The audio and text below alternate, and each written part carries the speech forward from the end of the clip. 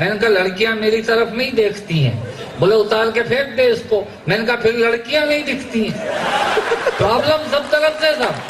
अभी ये अनुज हमको उधर से गेस्ट हाउस से लेके आ रहे तो 2 लड़कियां वहां बैठी हुई मेरे को देख के कहने लगी, उनके पास एक लड़का बैठा, वो लड़का मेरे से बोला, बोले चश्मा लगाता है तो उल्लू नजर आता है। मैंने कहा नहीं लगाऊंगा तो तू गधा नजर आएगा। नंबर का चश्मा है, मेरी अपनी प्रॉब्लम है। सरदार जी की बात बता रहा था, सुरेंद्र सिंह जी ने अभी हिंदी को गाड़ी खरीदी, आए वापस आके बोले यार फेल गाड़ी ले ली। मैंने कहा गाड़ी तो बढ़िया है। बोले नहीं बेकार गाड़ी है। मैंने कहा क्या हुआ, गाड़ी तो फर्स्ट क्लास है। बोले यार माँ को दिखाने गया था, 20 किलोमीटर दूर गांव है, माँ को दिखाने गया था, गाड़ी जाने में 20 मिनट लगे, वापस आने में 7.5 घंटे लग गए। मैंने कहा 7.5 घंटे? बोले हाँ। मैंने कहा कैसे? बोले गाड़ी फेल है। मैंने कहा हुआ क्या? बोले कंपनी वाले भी बेवकूफ है, जाने के 4-4 गियर लगा रखे, वापस आने का एक ही गियर लगाया। भाई मेरा रिवर्स में आया। ये हमारे सुरेंद्र सिंह जी के किस्से हैं। मैं आपको 1-2 छोटी छोटी कविताएं सुनाता हूँ। आज हम कुमार के यहाँ गए, बच्चों की बात कर रहे थे। मंजू जी आप एक टेक्निक कहाँ चली गई? अब बोल रही थी कि साबुन भी बेच रही हैं कपड़े उतार के। अब सूट टाई पहन के क्या साबुन की एड या मॉडलिंग कर सकता है कोई? टाई का विज्ञापन करना होगा तो सूट दिखाएगा, अब साबुन का विज्ञापन है तो कपड़े तो उतारने पड़ेंगे।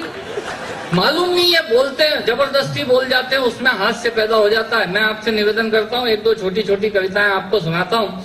कुमार विश्वास के घर गए तो इनकी पत्नी मेरे से कहने लगी, बैठो बैठो हम भैया चाय बना दें। मैंने कहा भाभी मैं चाय नहीं पीता।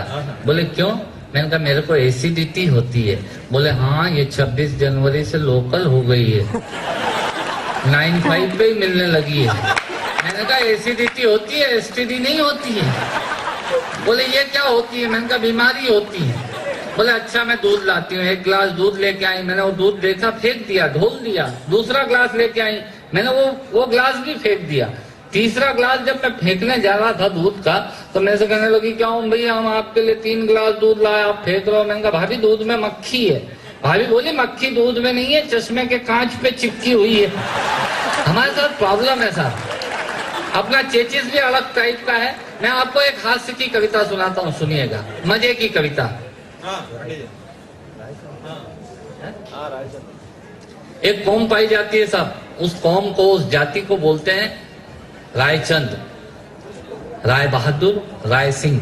ये वो लोग होते हैं जो अनवांटेड सजेशन देते हैं जबरदस्ती। आप कोई भी काम करिए ये आपको राय देने आएंगे। ये खुद के स्कूटर का, मोटरसाइकिल का पेट्रोल जला के आएंगे। इनको कहते हैं रायचंद।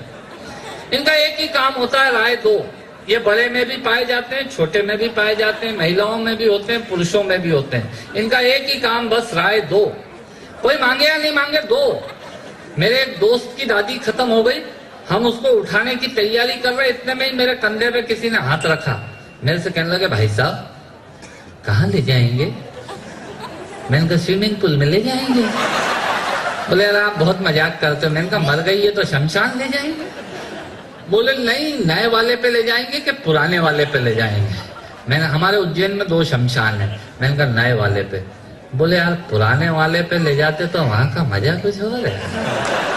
मैंने कहा इस डोकरी को कहीं भी जला दो, इसके जलने से तेरे मजे का क्या लेना देना। पर नहीं साहब, आदमी राय दिए बगैर मानता नहीं है, और राय दिए बगैर उसका बस नहीं चलता, वो हर जगह राय देता है। मैंने वहां से एक कविता निकाली। आदमी इतना चालू हो गया साहब, हम किसी के बीमारी में तबियत पूछने जाते हैं तो बुके लेके जाते हैं। ये 2-in-1 प्रोग्राम है। बुके लेके जाओ, बीमार के सिराहने रख दो, बच गया तो ठीक, बहुत अच्छे, नहीं तो आपकी तरफ से फूल चढ़ी गए हैं। आदमी इतना चालू हो गया था। और राय देने वालों पे बात कर रहा था, मैं आपसे बता रहा था। मेरे एक दोस्त ने बेचारे ने मिठाई की दुकान खोली और बोर्ड लगाया कि हमारे यहाँ ताजी मिठाइयाँ मिलती हैं। अगले ही दिन एक रायचंद हाजिर हो गए। बोले ये हमारे यहाँ लिखने से क्या फायदा? बोले जब नीचे मिल रही है तो ऊपर हमारे यहाँ लिखने से क्या फायदा? बोले क्या करूं? उसने कहा मिटा इसको। उसने बेचारे ने हमारे यहाँ पुतवा दिया। अब उस पर लिखा हुआ था ताजी मिठाइयाँ मिलती हैं। आप देखिए कितने लॉजिकल होते हैं ये। अगले दिन फिर एक रायचंद आ गए। बोले ये ताजी लिखने से लोगों को डाउट क्रिएट होता है। बोले क्या करूं? उसने कहा मिटा इसको। उसने बेचारा ने ताजी भी मिटवा दिया। अब उस पर लिखा हुआ था मिठाइयां मिलती हैं। अगले दिन फिर एक रायचंद हाजिर हो गए। बोले बेवकूफ, आदमी पहले नीचे शोकेस में मिठाई देखेगा कि ऊपर बोर्ड पे पढ़ेगा? बोले नीचे देखेगा। बोले फिर ऊपर लिखाने से क्या फायदा? उसने बेचारे ने मिठाइयां भी पुतवा दी। अब उस पर लिखा हुआ था मिलती है। अगले दिन फिर एक रायचंद हाजिर हो गए। बोले क्या फोकट में मिलती है? बोले नहीं, पैसे लेके देता हूँ। बोले फिर मिलती का क्या मतलब? बोले क्या करूं? बोले मिटा इसको। उसने बेचारे ने मिलती भी मिटवा दिया। अब उस पूरे बोर्ड पे लिखा हुआ था है। अगले दिन फिर एक रायचंद हाजिर हो गए। बोले बेवकूफ, जब शटर खुला है, शोकेस में मिठाई है, इसका मतलब है कि है। बोले क्या करूं? उसने कहा मिटा इसको। उसका पूरा बोर्ड उन रायचंदों ने, राय बहादुरों ने, राय सिंहों ने साफ करवा दिया। साहब, ये कौम होती है अनवांटेड सजेशन देने वाले लोगों की। पर इतना भी होता तो गनीमत थी। अगले दिन फिर एक रायचंद हाजिर हो गए। बोले यार, इतना प्यारा बोर्ड खाली पड़ा है, इस पे लिखवाता क्यों नहीं कि हमारे यहाँ ताजी मिठाइयां मिलती हैं? ये कौम होती है साहब। देखिए, आप बच्चे भी आनंद ले रहे हैं कविता का। बच्चे बहुत आनंद लेते हैं साहब। एक बच्चे से मैंने ऐसे ही पूछ लिया, छोटे बच्चे से। मैंने कहा बताइए, मद्रास का नाम चेन्नई क्यों पड़ा? बोले है ना अंकल, मद्रास के लोग लुंगी पहनते हैं और लुंगी में चेन नहीं होती। ये बच्चे इतने चालू हो गए साहब। एक बार तालियां बजा दीजिए, मैं कविता शुरू करता हूँ। कविता का शीर्षक है मजा ही कुछ और। कविता का शीर्षक है मजा ही कुछ और। ये तकिया कलाम होता है इन लोगों का। ये रायचंद जो राय देते हैं, आप एम्स में इलाज कराने ले जाएंगे, वो आपको बोलेंगे अरे वो मूलचंद में ले जाते हैं, वहां का मजा कुछ और है। ये होता है रायचंद। आप कोई काम करिए, ये तुरंत हाजिर होंगे। इनका एक ही काम, राय दो। ये खुद किराए के मकान में रहते हैं, पर आपके बनने वाले 25 लाख के द्वारका वाले मकान में राय देने आएंगे कि वास्तु के हिसाब से किचन कहाँ होना चाहिए। इनका काम एक ही है, राय दो। मैंने वहां से कविता निकाली, कविता आनंद के लिए। जब मैं कहूँ मजा ही कुछ और है, आप ताली बजा दीजिएगा। कीन ऑब्जर्वेशन है सोसाइटी का, आपको आनंद आएगा। मैं कहाँ कहाँ पहुंचने की कोशिश कर रहा हूँ, आप देखिएगा। कविता का शीर्षक है मजा ही कुछ और है।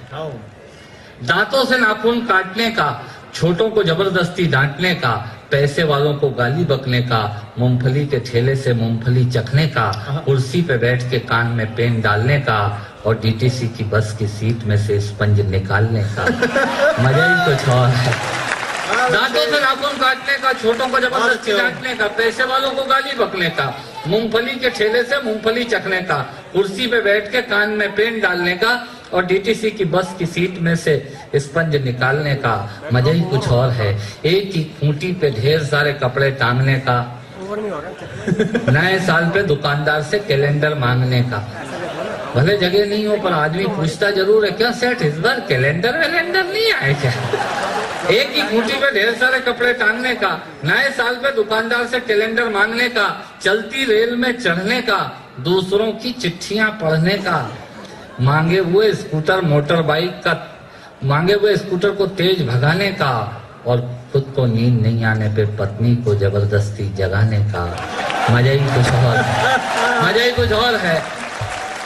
चोरी से फल फूल तोड़ने का, खराब ट्यूबलाइट और मटकों को फोड़ने का, पड़ोसन को घूर घूर के देखने का।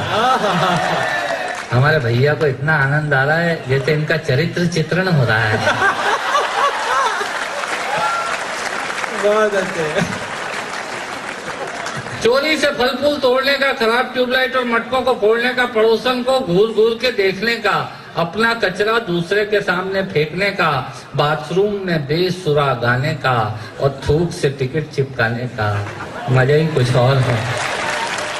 ऑफिस में लेट आने का, फाइल को जबरदस्ती दबाने का, चाट वाले से फोकट की चटनी डलवाने का, बारात में प्रेस किए हुए कपड़ों पे फिर से प्रेस करवाने का, ससुराल में साले से पान मंगाने का और साली की पीठ पे धोल जमाने का। मजा ही कुछ और है। ये दो दोने लगाने का, आरती में सबसे ज्यादा फटा हुआ नोट चढ़ाने का, दूसरे के मोबाइल फोन से चिपकने का, पान और गुटकों को इधर उधर पिचकने का, कमजोर से बेमतलब लड़ने का और पत्नी को रोज रोज परेशान करने का। मजा ही कुछ और था। मित्रों, श्रोताओं को भी कविता सुनाने का मजा ही कुछ और होता है, पर मेरा मन उस वक्त रोता है जब मजे के लिए शब्द अपने अर्थ खो जाते हैं, बैठे ही सो जाते हैं। यदि आप जीवित और जागृत हैं तो प्रमाण बताइए, कविता खत्म करता हूँ।